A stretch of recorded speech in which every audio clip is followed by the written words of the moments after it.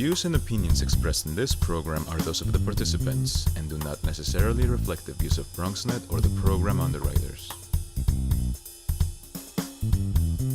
Hola, everyone, and welcome to Open, the one and only show bringing the best of the Bronx, New York, and the world straight to you. I'm Rhina Valentin, your host of Café con Leche every Friday. Here's what's coming up in today's show. Leading things off, we'll sit with arts advocate and media expert Wendy Angulo to discuss her trailblazing projects. And after that, we get the scoop behind BodegaVerse, a new upcoming web series where we sit with the content creative Karen Sepulveda. And then we'll learn how to shake up some trending drinks with urban mixologist Bruce Blue Rivera to celebrate this year's Cinco de Mayo holiday. Later on in the show, Bobby C brings us up to date with the latest headlines in the world of sports. And finally, we'll learn about everything around us, a dance and physical theater production that takes on the theme of themes in life. And we close with a performance piece from Everything Around Us. So sit back y prepárate. All this and more is headed your way, because now we are officially open.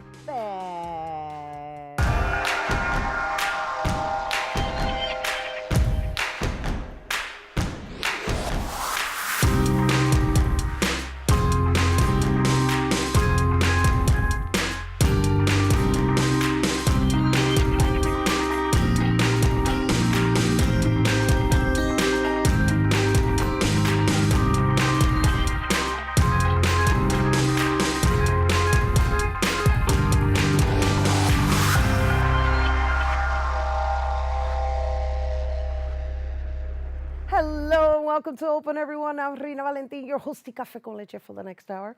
Always inviting you to get social with us online, that is.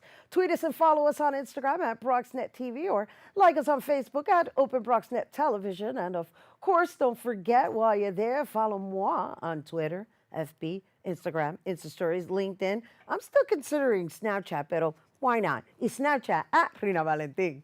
All right, so our first guest earned her law degree in Caracas, Venezuela, and through rediscovering her love for writing, became an artistic director and media expert, bringing the arts to her community in Queens.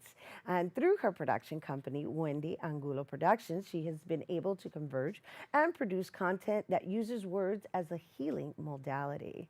And most recently, she became the interim director of VONA, also known as Voices of Our Nation's Arts Foundation, where she's committed to amplify the voices of writers of color.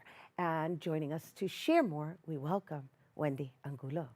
Thank you. Hello and welcome. Hello. Thank you. Thank you for having me. Super excited to be here. We are excited to have you here. It's about time. You know? You've been doing some really excellent work, and thank you. I got to tell you, it's important that everybody get a little bit of the background of what it is, I guess, that allowed you to catch the bug. I call it the bug, right? Because here you are, you studied law, you're a lawyer, although you're a paralegal here, yes.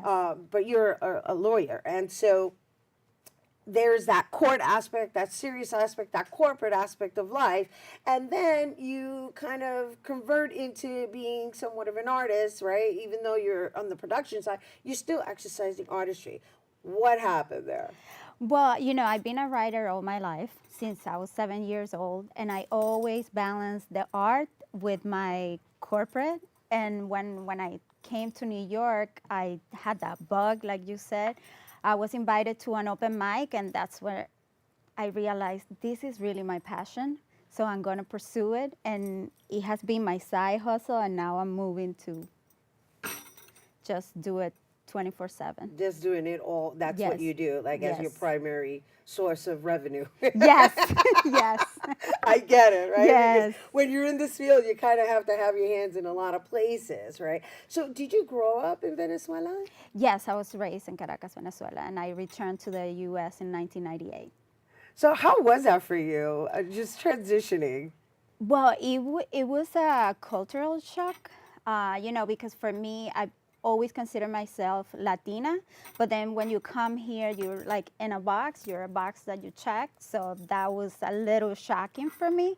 But then I just have worked through it, and it has been my commitment to amplify our voices and share our stories because we matter and they're important, and that has been my commitment with the work that I do artistically. I love it. I love it. And so let's talk about your artistic work, Yes. right? So with the writing, you went from writing. I understand also that you used to do the program directing for the Latinas writers, right? Yeah, the New York Group? City Latina The Writers New York Group. City Latinas Writers Group.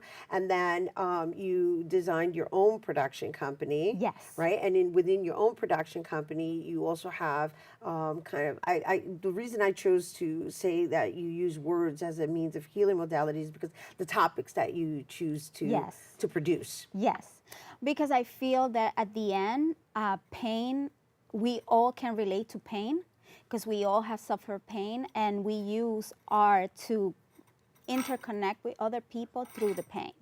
Art is a beautiful way to talk about pain and share our pain with other people and then connect with them through that pain. So that's what I've been doing, through my writing. I write a lot of personal essays and I share my personal experience. So the New York City Latina Writers Group was my home. There they pushed me, they encouraged me to then create my production company, and then through my production company, I had been connected with other artists, and we have been connected through our pain. So I always felt like this is a good way to use the art as healing, because then when we can relate to other people, we know that we're not alone. Exactly. And that we belong. Right. And as people of color, we all have similarities in our differences. Yes. Right? Absolutely. And so, leading to your newfound position as Yes. interim director, Program director. program director for VONA. Yes. Yes. Let's talk a little bit about how that happened. Oh my God, that was, I'm still. Because you graduated from VONA, right? Yes, I was a let's, VONA let's share alum. with everybody what VONA is and the process, because I know you have to be selected in order to, Yes. to attend. Well, BONA, it's the only multi-genre workshop for writers of colors. That it was created in 1999 by Juno Diaz, Elmas Abinader, DM Jones, and Victor Diaz. And it was created for, built on the need to amplify the voices of writers of colors, create community engagement amongst writers of colors, because at that time in 1999, only 0.2% of writers of colors were being published. Now we are celebrating 20 years, and over 2,400 writers had attended VONA, and 400 of them, more than 400 of them, have been published. That's wonderful. And That's we a have wonderful accomplishment. yeah, we have award-winning authors. We have Jerry Jones. We have Juno Diaz. We have Lisa Cole. All a myriad of writers of colors that have been published that are bestsellers. Then they become faculty and teach the emerging writers that are coming up in our That's community. wonderful. So we are very committed to have our stories told, and we mix our writing with social justice too. Wonderful. Thank you. And so if somebody wanted to submit to VONA, how would they go about doing so? Well, right now we have a new program, which is the BONA Across the Country, because, we listen to our community, and we are developing workshops in different cities around the country to make it accessible to our writers. So all they have to do is go to our website, bonavoices.org, and register. Beautiful. And so before we go, I want to just tap into the Trailblazer series, right? Yes. Because that's new for you too. Excited. Now you've ventured into podcasts, which is kind of the Yes. new trend now. It's the new way. It's the new day and age of I guess, educating individuals, or even, I guess, finding your niche in Yes. topics of discussion. And it seems to me you have a niche. Yes. Yeah. Well, I team up with Mariela Regalado, and we had created an event back in 2016 called the Trailblazers, because we felt that as communities of colors, we don't get to see our people that are successful, that are making it, and we always following other people. And I was like, what about seeing people that look like us being successful and inspiring us to follow that trail? So we created the event, and then we needed something more. And we decided to go with the podcast. So in the podcast, we are having people within our network that we admire and inspire us to have in-depth conversations about their journey, their experience, and we just want to empower other trailblazers. And how to long do is this. how long does the podcast last per segment? 30 minutes. A 30-minute segment, so it's really in depth. And I understand you got Funk Master Flex in there. Yes. That's awesome. Yes, that's that's- awesome. And I just wanted to throw that out there just so that they get an idea of what kind of people you're actually documenting. Yes. And I think it's important. And so, before we go, what would you like to leave everybody with?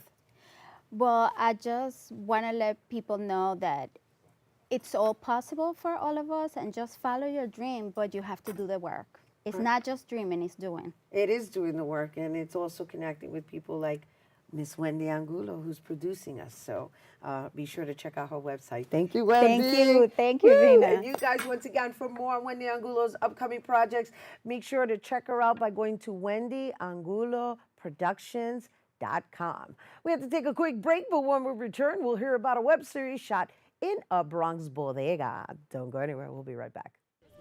Leaving hot coals improperly extinguished can cause a wildfire. Hey guys, it's Smokey! It looks as if Smokey is going to use the drown, stir, drown, and feel technique. After the first drown, a good start. Next, another drink.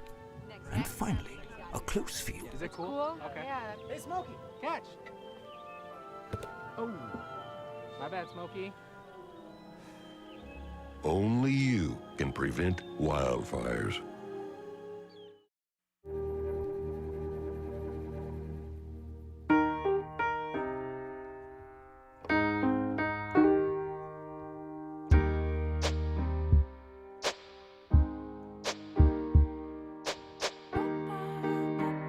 And I can't change, even if I tried, even if I wanted to.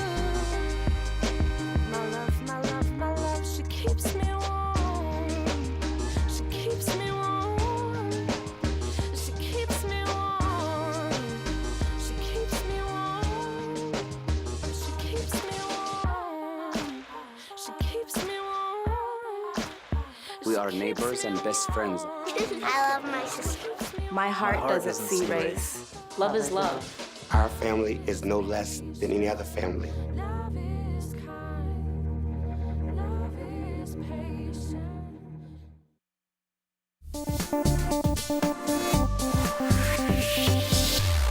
Hey, welcome back to Open, everyone. BodegaVerse is a new upcoming satirical, dark comedic web series set in a Bronx bodega that follows the story of two sales clerks as they try to track down their boss's beloved bodega cat, who mysteriously goes missing. Let's take a look at BodegaVerse. He's a bodega cat. He can't survive out there by himself. Yo, Emma, Carter. It's funny. We'll find him. He has Definitely. green eyes and he gets really sassy when he's hangry. Now where's Carter, that old cat? You know if we don't find him, we're both fired, right? Hey, yo, where's Carter? That's why this not working. Hey man, why you gotta take my yo? Where's your cat? Oh my god, that cat is so cute. I thought his name was Muffins.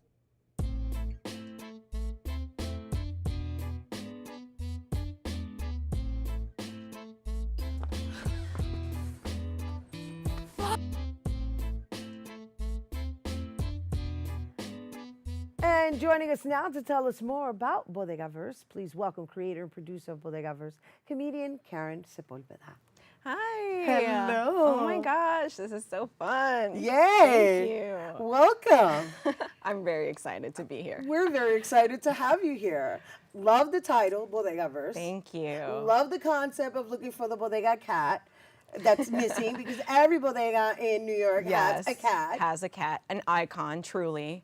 And have we ever thought to question why?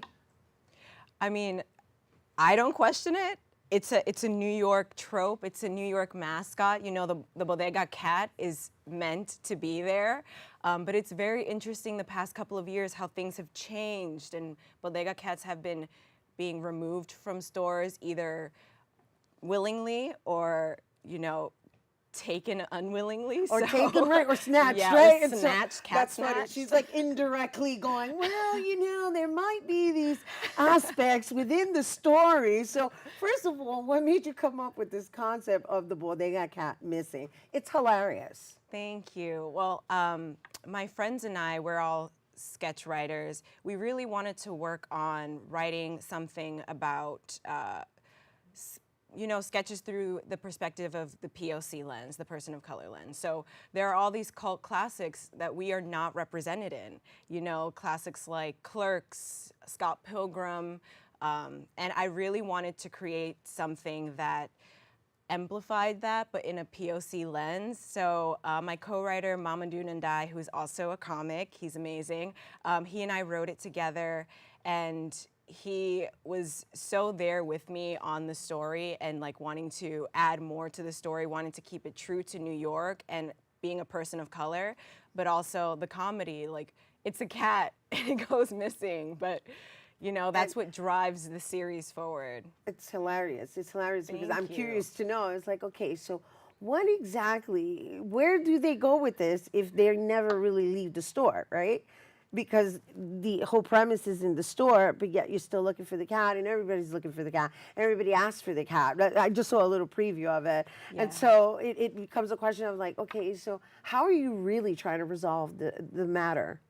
Right, yeah, the different characters that come in kind of help guide the story through. I mean, Karen and Mamadou cannot leave the store. It's Right, like, because they work there, right? They work there. They have to hold it down, so Right. they can't leave the store. So you have all these wacky characters coming in, distracting them from what their goal is to find that cat, you know what I mean, before their boss comes back. And there's all these wacky like stereotypes of the Bronx. If you live in the Bronx, you know all the craziness, you know the people, you know your neighbors, right? We have these same kind of tropes in the store as well. So I feel like we represent the good, the bad, the ugly, of the Bronx, the community, but also, the hoteps and, the thoughts. Yeah, well, the colors of it, right? Right. And so how long is each episode? Each episode is around 5 minutes. It totals altogether about 25 minutes, so equaling around a pilot. We really wanted to just give a taste of what it could be. We can also, develop it into a full series, or just keep it a web series and then work on the second season and following the cat even further. So it can expand towards like all of New York, or we can keep it in the Bronx, keep it home, But there's a lot of opportunities to grow with this series, I think. Yeah, I think that was very smart Yeah. in your strategy. And so I know you're doing a big release, right, at the new school. Where do you want to go with this? I mean, you already gave us all these other options, right? As far as like, oh, we can make it either as have it remain a web series, or we can make it into a half-an-hour series, and we can actually create an entire season. But if you're launching it on YouTube, right, and you're doing this big to-do event preview, are you previewing the whole thing as a 25 minutes? Are you previewing just the web series as a web series? Yeah, we are. Well, we are previewing it as a web series. Our goal is to hopefully get picked up, wink, Of wink. course. Yes, yeah, for a full season. Yes. That's the goal. Of course. But at the same time, we are very happy with the short form. The internet is moving in such a short form kind of way, and we want to be true to that. My attention span is only but so much. Well, that's the generation we're living in. Yeah. Right? And I got to be honest with you. I have a 9-year-old, and the way she watches television is not the way we used to watch television. Yeah. Her way of watching television, she favorites whatever she likes on YouTube. And guess what? She rewatches it. Mm-hmm. So I think it's a great angle. And I was just curious with that whole market, how versed you are in it, in the sense that, okay, so are you going to launch it so that each episode gets launched every week? Or Right. are you just mounting all of it at one shot like Yeah. you would on Netflix and all the other channels? Right, yeah, well, we are doing a binge. We want to take advantage of our binge watching culture. So we are launching it all together, so that way everyone can watch all of the episodes. And then we want to go through the festival circuit. We want other people to see it in the industry. So we've already double checked and made sure that we are able to premiere as well as go through the festival, because sometimes there's some legal issues in that sense, but we're in good standing for sure to go through with our festival circuit, premiere it on YouTube, have our, premiere at the New School on the 5th, and yeah, we're really excited about it. I'm excited for you. I really had fun last night just visiting your YouTube channel. So I just want to put that out there, just because I like your style. I like your style of like dealing with reality in a comical way, but yet leaving us with food for thought. Yeah, I'm very much and being like that. authentic. That's rough, girl. I was like, go ahead, girl. Yeah, you got to be yourself, especially in the internet. Like, there's so many people, like cookie cutter versions of the same thing. Like, you just have to be yourself and resilient and consistent. Right. That's my motto, is like, you got to be consistent. So I took a little back burner on YouTube because I was very focused on this series, but once I'm back, baby. That's it. That's it. And she's very transparent. That's what I was saying. Kind of, sort of. I don't know. She's got a lot of people living in there. Thank you so much. Oh, our pleasure. Our pleasure. All right. Once again, you guys, this Karen Sepulveda, you can check her out on her YouTube. But for BodegaVerse, that's premiering on Sunday, May 5th at the New School, located at 6 East 16th Street, room 103, from 3 to 6 p.m. 1103. 1103, excuse me. 1103 East 16th Street. Yes. And to RSVP, you can visit BodegaVerse.eventbrite.com. And once again, for more on Karen Sepulveda, you can check out her work by going to KarenSepulveda.com or check her out on YouTube. You'll have a lot of fun, I trust me, I did. All right, we have to take a quick break, but when we come back, we'll make some tasty drinks for the holiday weekend. Don't go anywhere.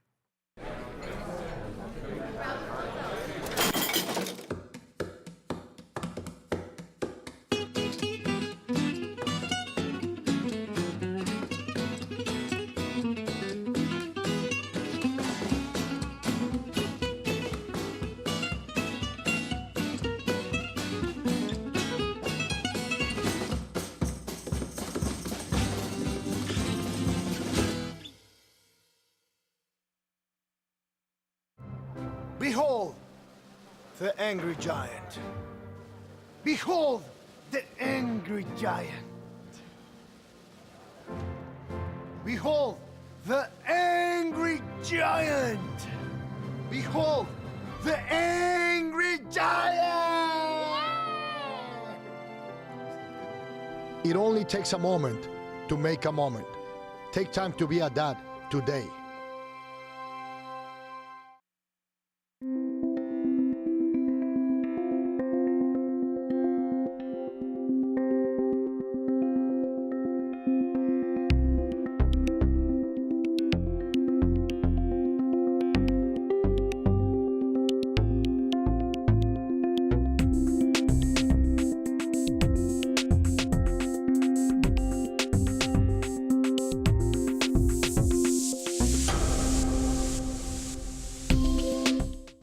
Patriotism. It inspires passionate debate, and it's worn like a badge of honor with good reason, because it means love and devotion for one's country. But what really makes up this country of ours? It's the people. To love America is to love all Americans. This year, patriotism shouldn't just be about pride of country. It should be about love. Love beyond age, sexuality, disability, race, religion, and other labels. Because love has no labels.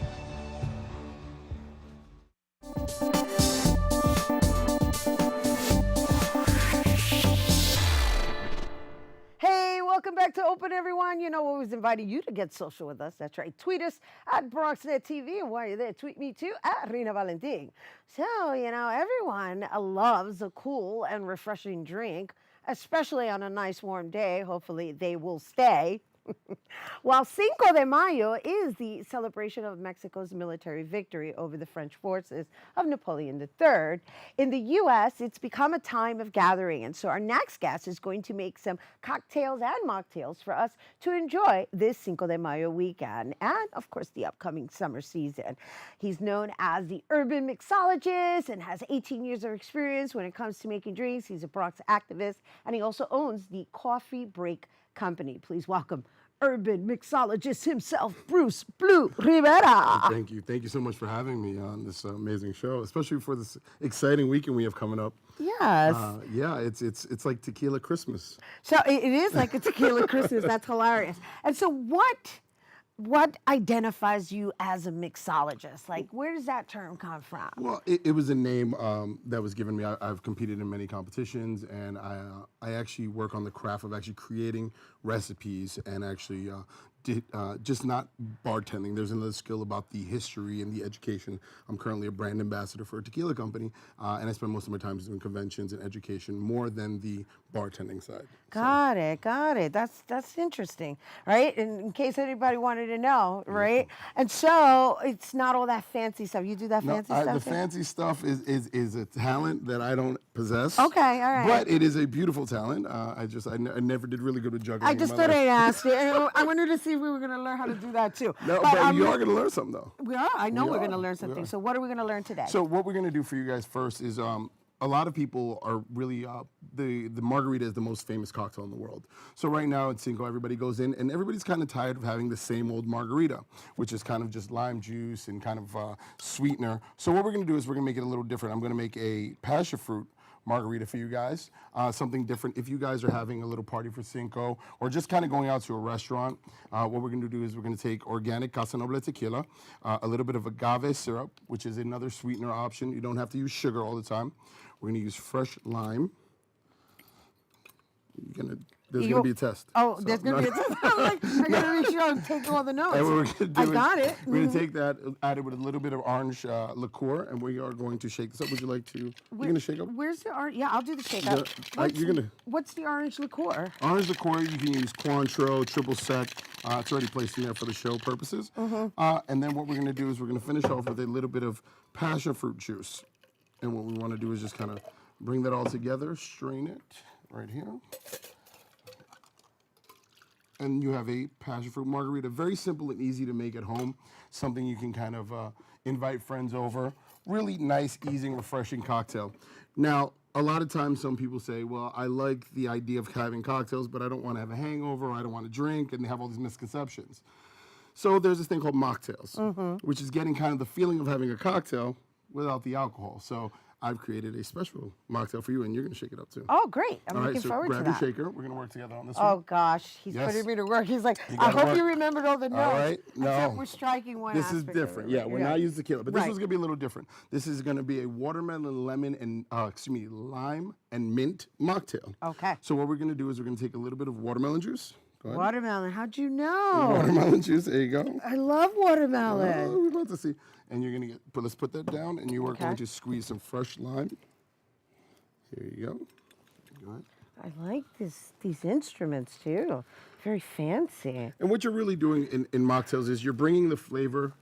You're bringing a lot of the elements that you would get in a real cocktail. The only thing is we're just taking out. So we're going to put in a little bit of sweetener. Once again, some blue agave syrup. Blue agave syrup. Yep. There's still no liquor going on here. Not too much, right? Nope. And there is some mint right next to you, some fresh mint. So what you want to do is just grab a couple sprigs. Yep, that's fine. And you're going to put that in there. Yeah, there you go. Just toss it on there. Okay. And now you're going to take this right here. And you're going to kind of shake it up. Now, what we're going to do is we're going to do it this way, over the shoulder, like that, so you don't hurt yourself, and that way. There we go.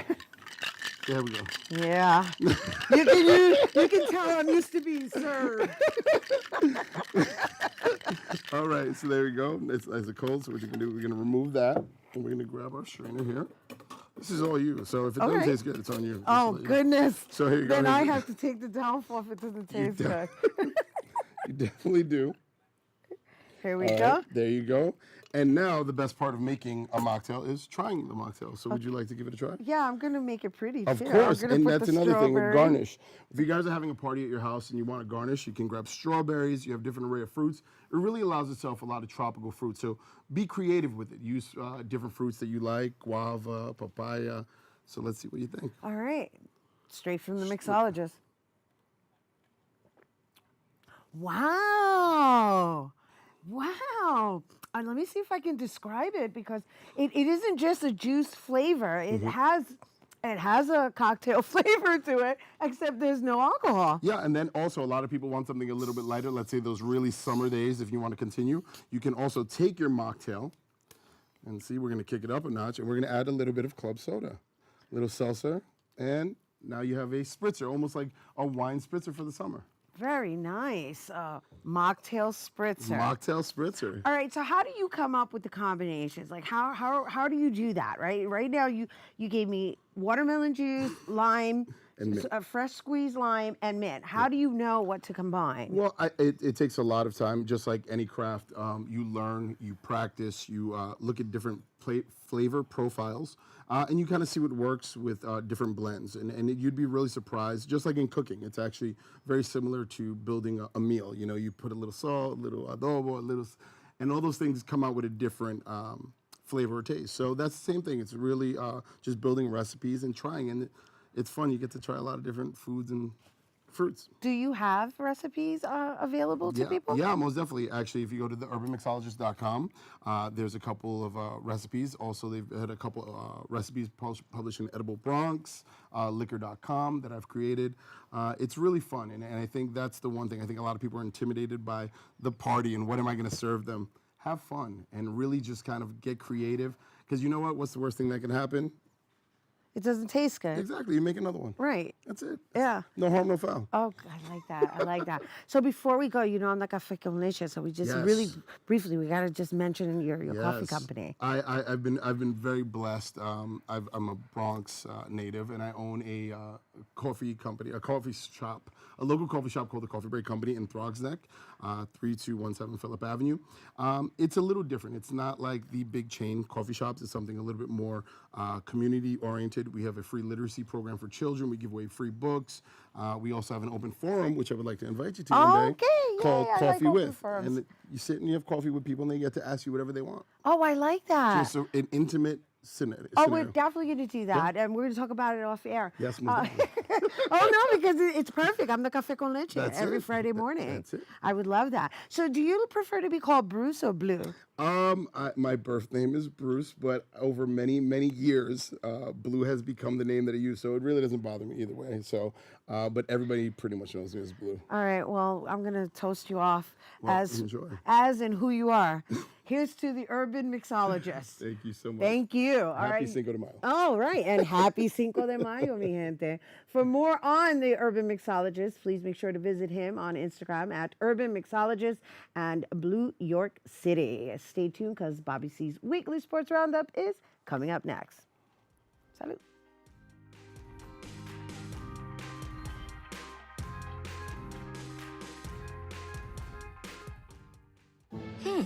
Maybe you can make retirement happen. After all, you made this vacation happen. Double points with every purchase? Cleverly merging promotions. Love it. Cross-referencing travel sites. And booking all your flights with those... Vouchers. I got us bumped. They were like, oh. But now they're like... Aloha. You aced this vacation. Now get the tips you need to get on track at aceyourretirement.org.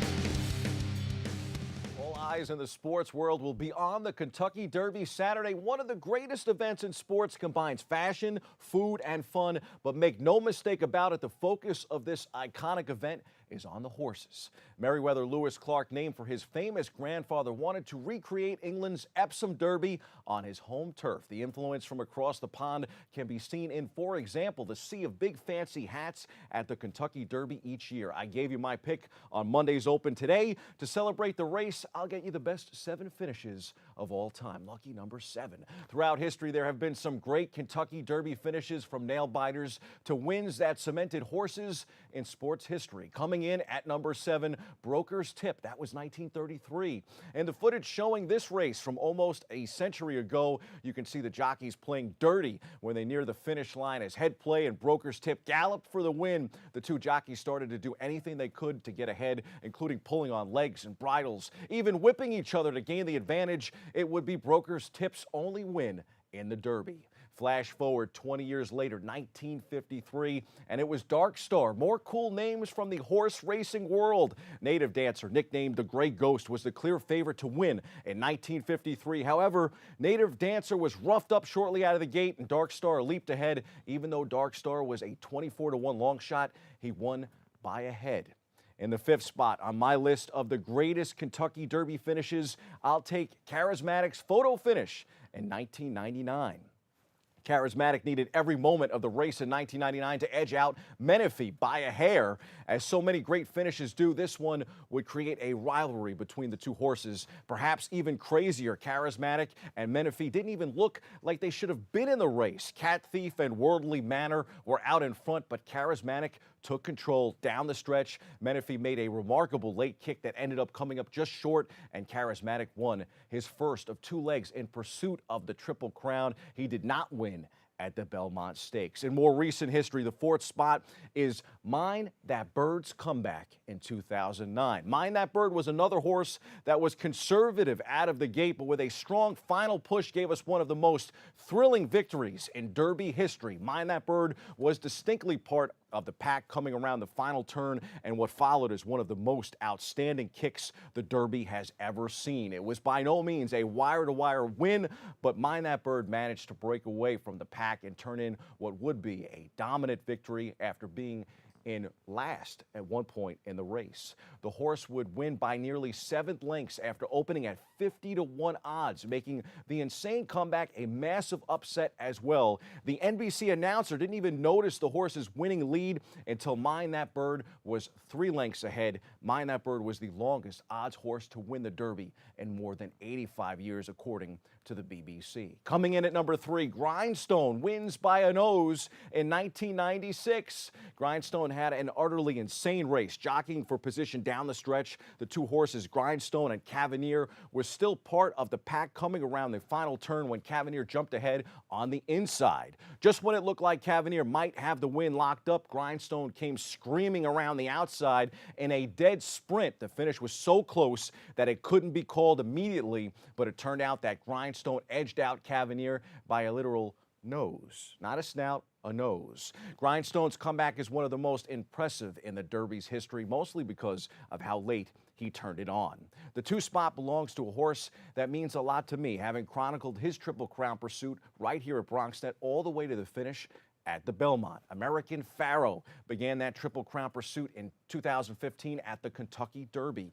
When American Pharoah jumped ahead of Firing Line and won with a time of 2:03, the horse broke a Triple Crown drought of more than 30 years. His 42-year-old jockey, Victor Espinosa, became the oldest jockey and the first Mexican-American to ever win the award. Since Affirmed had won the last Triple Crown in 1978, there were tons of speculation every year about which horse could repeat the feat, but not many horses generated the buzz that American Pharoah did in 2015. Even fewer horses could live up to that buzz, but American Pharoah did just that at the 2015 Kentucky Derby. Things weren't easy, however. Firing Line gave American Pharoah a race up until the final length when the latter barely pulling ahead. American Pharoah would go on to win the Triple Crown, including a wire-to-wire win at the Belmont, but Firing Line just showed how hard it is to win the Kentucky Derby, prodigal son or not. And we saved the top spot for arguably the greatest horse in horse racing history, Secretariat, 1973. That year, Secretariat beat rival Sham for the Derby win. Footage of Secretariat's upset in the 1973 Derby is still a nail-biter, even if you saw the 2010 movie. Secretariat was the first American thoroughbred to win the Triple Crown in 25 years, and he ran the Derby in under 2 minutes. The horse blazed through the last quarter mile in 23 seconds flat, breaking a record set by Whirlaway in 1941 at 23 3/5 seconds. Sham and Secretariat were longtime rivals coming into the 1973 Kentucky Derby, but Secretariat was unrivaled on May 5th, 1973. The two were massive favorites over the rest of the field, with Secretariat ending at 1.5 odds and Sham ending at 2.5 odds. Secretariat would go on to win in historic fashion, finishing in a time of 1:59.40. That's still the best time in Derby history and is part of why Secretariat is considered by many to be the best racing horse ever.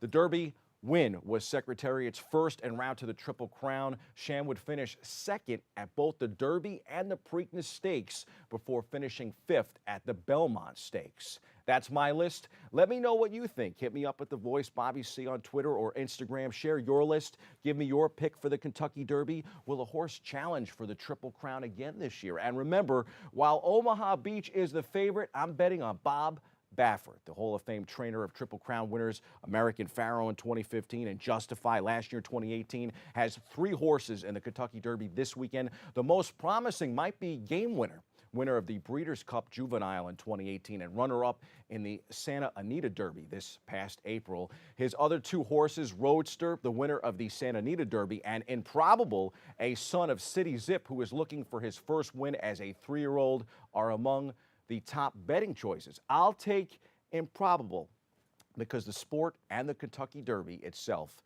is as improbable as it comes. The most exciting 2 minutes in sports starts at 6:50 p.m. Tune in on NBC. That's your sports. I'm Bobby C. Stay tuned. More Open coming right back at you right after this.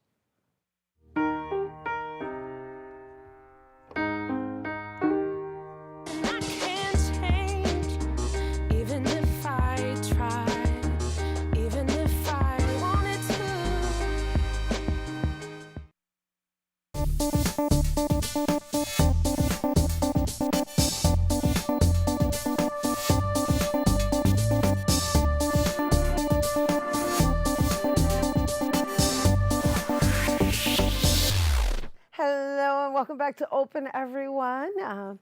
Everything around us. Well, it's a dance and physical theater performance that depicts abstract movements, telling stories, reflecting urban life experiences, news, rumors, and conflicting realities. And the performance is 10 chapters and includes dancers of various backgrounds from Latin America to Europe. And joining us to tell us more, we welcome artistic director Elliot Ortiz and everything around this actress Belange Rodriguez. Hello and welcome. Thank you. Thank you. We are very excited about that. Yeah, well, we're very excited to have you here, Elliot. I just want to acknowledge you for the quality work that you really mount. It's really phenomenal, and I just want to open up with that because your love for telling stories, it just shows through the work, and I'm really looking forward to seeing what this is going to be all about. The title alone speaks volumes to me. So please do share with us and enlighten us further. It's a little hard sometimes to describe the things because it's not very common to make performance with physical theater. And the other thing sometimes that happen is that when you say dance theater, people think about Broadway musical, that kind of things. Right. This is a combination between modern dance and all kind of dances with some elements from the theater. It's not real one story, it's 10 different stories with 6 performers. Okay, so it's 10 different stories, 6 performers, and then, Belange is an actress. You're going to be moving too? I am. Yes. Oh, nice. This one has me doing squats and heels. Squats and heels? Yeah, just to get ready. Squats, lunges, I'm kidding. But Liz, no, you're not. I got the visual. Welcome, Belange. Thank you. I just kind of threw it at you because we all know each other. Well, you and I know each other for very many years, and you've been doing such phenomenal work as an actress throughout the years. The fact that you joined forces with Elliot, I can only imagine the powerhouse of a presentation we're going to witness. It's amazing. It's been a great experience. It's very complex, because it's full of so many stories, And it's been, for me, wonderful to, put out that part, the dancing part, which sometimes it's, put to the side to come back to it a little bit and have that opportunity has been great. Right. So just walk me through a little bit of the physical aspect of it and the storytelling. Will you be using words? I mean, Yes. so you're because it kind of like is surrounded around you, isn't it? Yeah. Yeah. I mean, I haven't Yeah. seen it, but from what I've read and what I've seen in imagery, it looks like there's this story. I mean, I hope I'm not going to give it away, but it seems to me like these are all stories that are going inside of that actress's head. Yes. Oh yes. my gosh, I you got get it. it. Yes. You get it. You get it. So she's a kind of Eral, you know. She is the character who travels to other dimension and also come back to the reality. And at the end, it's a kind of telling in one other way the future stories that happen to those characters and not exactly in the present. It's Okay, so you're also playing with the reality of time travel. Yeah. And so it could be in a dream state as well. Yes. Right. Yes. Okay, so gosh, I'm figuring this all out. You're good though. You're good. Well, and I also know that his work is very dimensional and it has a lot of layers to it. Yeah. And so I would like to know from you, Belange, what exactly are the stories that you're going to be conveying to the audience in topics? Well, we go through, like I said, a whole, spectrum. We go from the problem with immigration, we have the problem of social drinking, we have the problem of all these gadgets and all this media attention and all these things that we are, that we're slaves almost to, in a sense sometimes. So it's basically, those are some of the stories that you're going to see, told through the eyes of this one character. Right, in an artistic form. So, Right. Right, it's almost, it's the stuff that we're going through right now. I mean, I know we're going to be showing a presentation of Another Wall. Really? Right. Yes. Right? I love the title. Yeah. That alone is like, Oh, it's great. It's mira, se me paran los pelos. It's a great, great piece, the wall piece. It's so relevant. Like all of the other pieces are very relevant too. all right, so when you create these projects, what exactly is going through your mind in execution, especially because you're presenting it, like you said, you're not doing it off-Broadway, you're doing it in East Harlem, and it's for the community and abroad, of course, but it's really for them to just experience another form of stimulating their mind. yes. So how do you design it to be coherent? Once that the idea comes to my mind, the first thing is I start making the things like a mirror. And I want to put a mirror in front of the audience. And they can identify, oh, it looks like my neighbor, it looks like my Aunt Luisa, it looks like, And at the moment that people start identifying the things, the similarities with the realities, Right. I get the audience. Right. And audience also can understand the things, because I don't want that people get my story. I draw in one other way different path, and people can choose, okay, this is my story according with my background, or this is on that way. So people can choose different things according with the images that they are seeing on the performance. Right, because it's abstract art after all, right? Yeah. So it's movement, it's abstract art in movement form. Yeah. However, you're going to be narrating some aspect of Some that. moments, yeah. Some moments you'll have some form of narration. But what's really powerful about this is that the words are there, yes, but it's not a lot of words. It's mainly what you see. Right. And you're going to get it, you're going to feel it in your bones because it's right there in front of you. And I think the emotion, it's going to be transmitted. And so when the audience leaves and experience, rather, when they experience this and they leave, what do you want them to take with them? Reflection.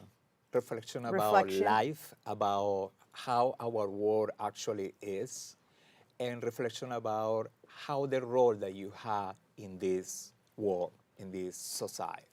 Right. And why is that so important to you? I think that is my role to help the society to identify the things. So, I mean, I'm 55, and in one other way, I feel the responsibility. First, with the performance, right, to educate and bring my experience, and the other part is with the audience to bring also the things to breathe and flow on that. Got it. Yes, it's lovely. It's lovely when you create art with that level of consciousness, right? We were speaking earlier about using art as a healing modality, and you do it in this form, and you in your acting, because I am a fan, my darling. Me too. I'm your fan. Yeah. No, I'm your fan. No, I'm your fan. No, I'm your fan. Óyeme. Oh my God. Okay. That's the beauty of creating and honing your craft, and of course doing it with the intention of just leaving things better than you found them. Absolutely. Lovely. Awesome, you guys. Thank you. Thank and once you. again, you guys, we're going to take a quick break, but when we return, we're going to get a taste of everything around us, so you don't want to go anywhere.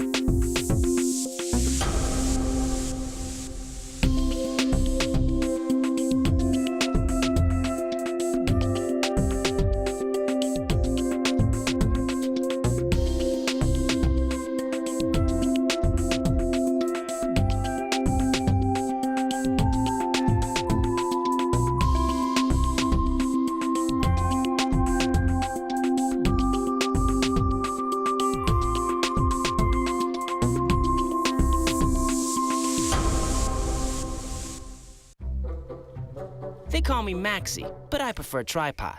I was your above-average four-legged homie, and then wham, bam, minivan. Some people pity me. Now that's lame. I still run, fetch, and swim.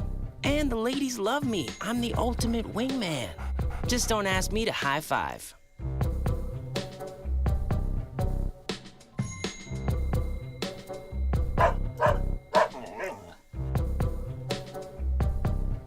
Well, Thomas, you've got pre-diabetes. But with more exercise and a change in diet, it can be reversed. I've tried exercising. It just makes me hungry for bacon. I love bacon, too. And who really likes to exercise? Not me. Me neither. Nobody. So we're good? What? Oh, you still have pre-diabetes. Big time.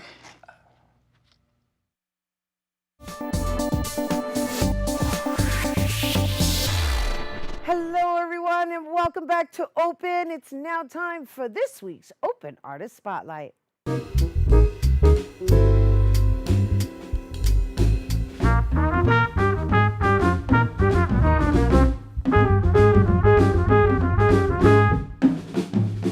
Here now to perform a solo piece from Everything Around Us, Rebuilding the Wall. Really? Please welcome Ivanova Figueroa.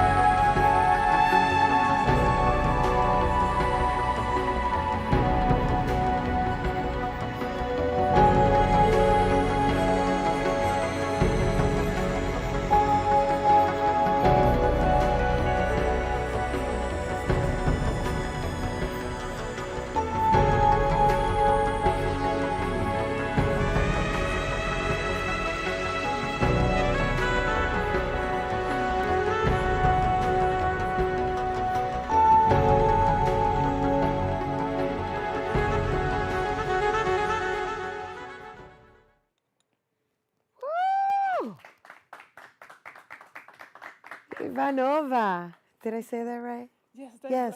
right. I'll let you catch your breath. Ivanova Figueroa.